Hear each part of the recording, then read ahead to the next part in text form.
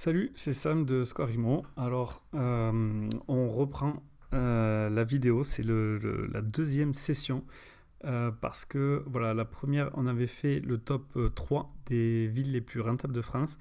Donc là, on va voir la suite et on va essayer de voir s'il y a d'autres critères. Donc là, il y a donc 7 villes supplémentaires. On va pas les faire très en détail. Je vais essayer de lire en diagonale pour essayer de voir ce qui ressort le plus en tant que critère pour définir si une ville est intéressante ou pas, a du potentiel. Donc voilà, nous, c'est ce qui nous intéresse. Après, le classement, bon, ça c'est arbitraire, hein. Chacun peut se le faire soi-même de son côté.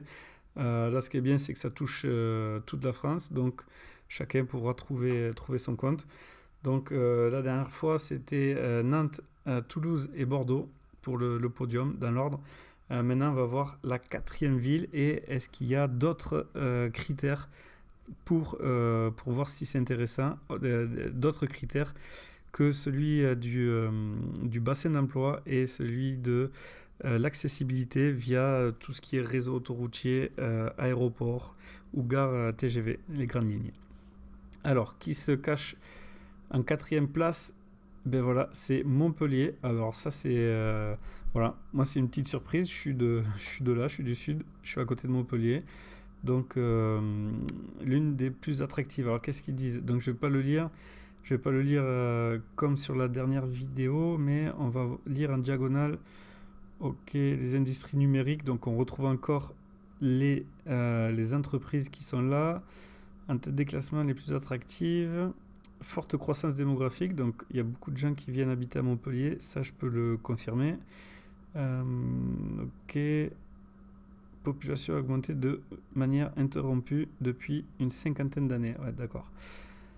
Une aire urbaine est sur un axe de communication, donc on retrouve encore les transports, ça relie l'Italie à l'est de l'Espagne, donc oui c'est vrai qu'on peut traverser tout le sud de la France en passant par Montpellier.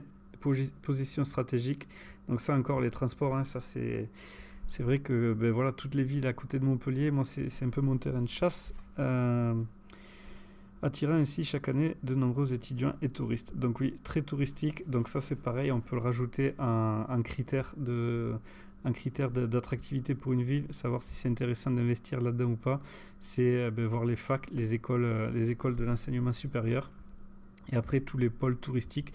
Donc, Montpellier, il y a un gros patrimoine historique. Donc, voilà, on voit, ça c'est l'Opéra, place de la Comédie, très touristique. Les immeubles de style haussmannien. Donc, voilà, tout ça, c'est très joli. Il y a énormément de monuments, de cathédrales. Donc, ça attire beaucoup de monde. Donc, il y a une gare TGV, ligne à grande vitesse, Perpignan, pareil, ça relie beaucoup de villes. Ça favorise la croissance. Ok. Donc, ok, je valide. Montpellier, très bonne ville pour investir. Donc là, c'est pareil, c'est assez cher, mais par contre, il y a beaucoup de villes autour qui sont un peu plus abordables. Par contre, il faut se reculer trois quarts d'heure, un peu plus dans les terres, en direction de Nîmes ou en direction de Béziers. Voilà, c'est les coins où c'est un peu plus abordable. Mais attention, il faut pas non plus investir n'importe où. Il faut faire des études de ville pour prendre le moins de risques possible. Alors ensuite, cinquième ville, Lyon. Ah, Lyon aussi, c'est une ville que j'aime bien. J'y ai fait des études. 500 000 habitants, donc c'est la troisième ville de France. Alors moi, je sais que en ce moment, c'est archi saturé. Très dur d'investir à Lyon. Demande locative est élevée. Donc ouais, par contre, dès que tu as un truc à louer, ben, ça part tout de suite. Voilà, bassin d'emploi. Grand Lyon, réseau d'autoroute, donc on retrouve pareil, hein, bassin d'emploi, réseau d'autoroute, 3 heures de route. J'imagine qu'ils vont nous parler de TGV, voilà, et d'aéroport. Ok, avec 15 destinations. Niveau prix, Lyon est la deuxième ville la plus chère de France. Ok, les prix ont fortement progressé depuis 5 ans. Donc ça, je suis d'accord avec ça. Lyon, c'est horriblement cher. Enfin, c'est horriblement cher. C'est moins cher que Paris, mais ça reste quand même cher par rapport au prix, à la moyenne des prix sur la France. 8%, l'écart de prix 8% dans l'ancien. Donc si on est à 5000, est-ce qu'il y a 400 euros de moins? Oui, donc on passerait à un peu moins de 5000, 4009, un truc comme ça. En dessous de la moyenne, ok. Zone A, donc ça c'est le zonage Pinel. Ça veut dire que c'est une zone tendue. Il y a beaucoup plus de demandes que d'offres. Voilà, taux de vacances est à 8,1%. Ouais, c'est quand même assez élevé. Et un bon équilibre risque-rendement. Ok, Lyon valeur sûre pour le Pinel, même pour tout. Sauf que la renta y est pas. Là, c'est plus des achats patrimoniaux, c'est-à-dire des achats qui prennent de la valeur dans le temps, où c'est le mur, c'est le foncier qui augmente plus que la renta, mais après c'est une bonne chose parce que c'est avec le foncier que tu gagnes réellement de l'argent. C'est pas avec les 300 euros de cash flow que tu vas te faire sur un appartement que tu vas devenir riche, c'est plutôt avec les 20, 30, 40, 50 000 euros de plus-value que ça va te générer au bout de 4-5 ans.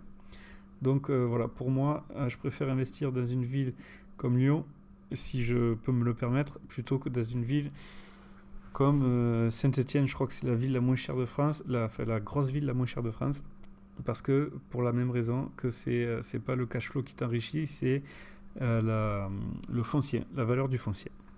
Alors ensuite, sixième ville, Lille. Ah ouais, Lille aussi, très belle ville. Je connais pas, enfin j'y suis allé quelques fois, mais je connais pas aussi bien que Montpellier. Mais c'est une ville qui a l'air très très bien, jeune et dynamique. Donc ça, c'est vrai que ça, je me rappelle, jeune et dynamique, démographique en hausse. Donc ça, c'est pareil, c'est un critère d'attractivité de la ville. Et si elle attire du monde, c'est parce que j'imagine il va toujours y avoir le bassin d'emploi et les transports. Ok, 1,2 million d'habitants sur l'agglo. Ok, c'est pas mal. Ok, ah, CHU, voilà. Donc ça, c'est pareil, les hôpitaux. Donc on a vu le tourisme meublé, le meublé de tourisme. On a vu les universités. Et là, c'est vrai que les hôpitaux aussi, c'est un gros pôle d'emploi. Et donc ça, c'est pareil, une ville avec des pôles universitaires, des pôles hospitaliers, c'est parfait pour investir. Et là, pareil, faire de la location à côté de ça, pour justement tous les internes, tous ceux qui travaillent dans les hôpitaux, c'est le top. C'est des rendements assurés. Carrefour européen stratégique, ok. Donc là, on est là sur les infrastructures routières, parfait. Immobilier, et donc là, il nous donne les stats. 3800 euros au mètre carré, c'est moins cher que les villes précédentes. Mais bon, ça reste quand même assez élevé. Donc là, pour le foncier, c'est top. Et voilà, bon, Pinel, tout ça. Vacances locatives, c'est comme les autres. Rien à signaler de ce côté-là. Donc, septième ville maintenant. Rennes. Alors, Rennes, qu'est-ce qu'ils nous disent de plus? Là, on va le lire de plus en plus vite parce que c'est toujours les mêmes arguments qui reviennent. Ok. Ouais, une ville un peu moins stressante. C'est vrai que ça a l'air sympa. Ça a l'air dépaysant. L'immobilier neuf à Rennes, démographie en hausse, ok.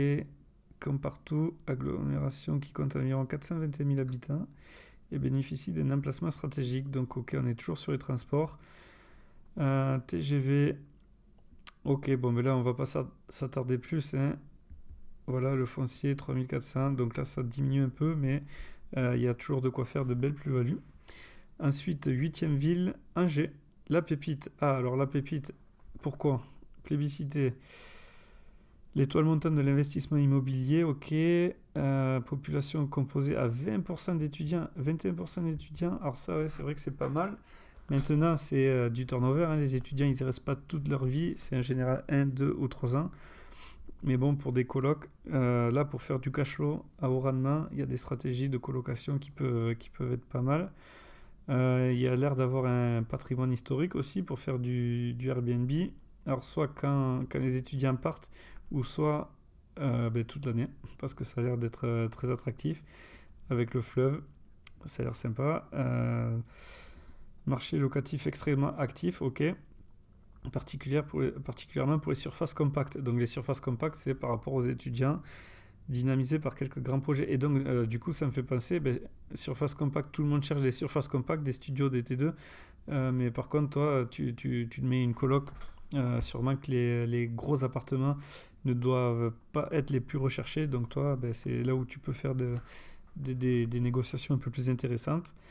Et après, dedans, tu fais une coloc ou tu le loues en meublé de tourisme. Ça peut être pas mal. Dynamisé par quelques grands projets d'urbanisme. Ok, ligne de tram, ça c'est parfait. Bon, le train, ok, on est toujours dans les transports. Un atout considérable, ok. Ah, c'est une ville moyenne, oui, parce que combien ils ont dit? Il y a combien d'habitants? Ils disent pas.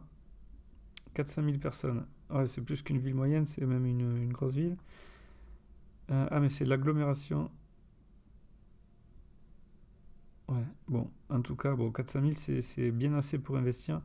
Le prix moyen du mètre carré est autour de 3 500. Ok, donc là, il y a du foncier. Donc là, c'est intéressant. On peut aller chercher à la fois de la renta et à la fois du foncier.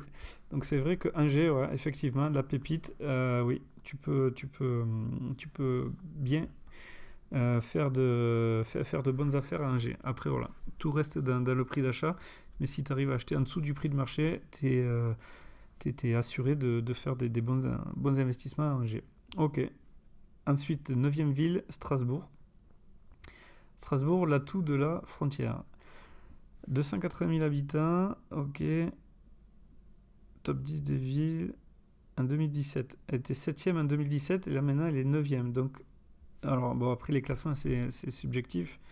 Chacun pourra se faire son avis. Alsacienne, situation géographique, dynamisme économique très fort. Donc, ok, il doit y avoir un gros bassin d'emploi, des grosses boîtes qui sont implantées là-bas. Ouais, ah oui, la frontière allemande. Donc, ça, il doit sûrement y avoir des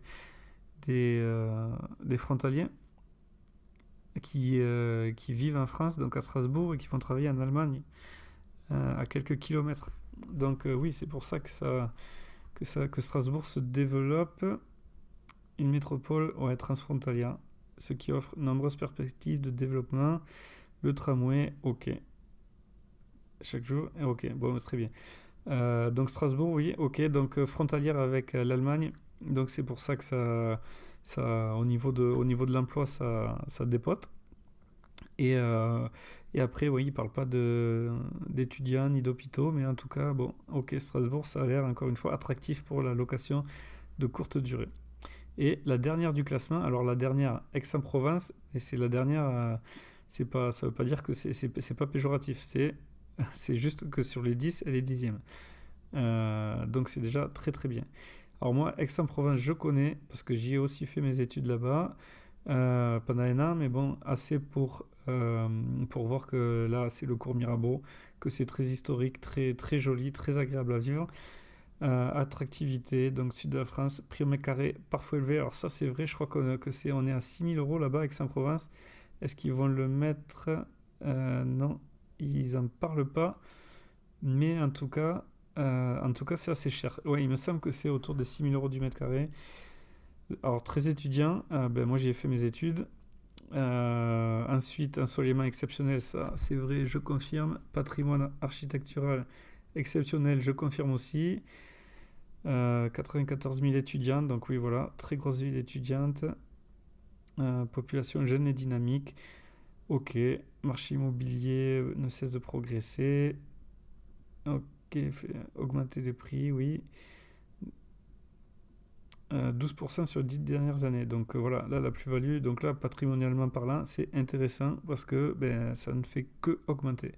Donc même si tu achètes un appartement que tu le loues pas, tu le revends au bout de 10 ans, tu as pris 12%. Donc si tu l'as acheté 5 000 €, ben, tu le revends 112 000 €. Mais autant te dire qu'Aix-en-Provence, il n'y a pas grand-chose qui coûte 5 000 €. Donc tu vois, tes 12 000, tu peux facilement, sans rien faire, te prendre un petit billet de 50 000 € en 10 ans.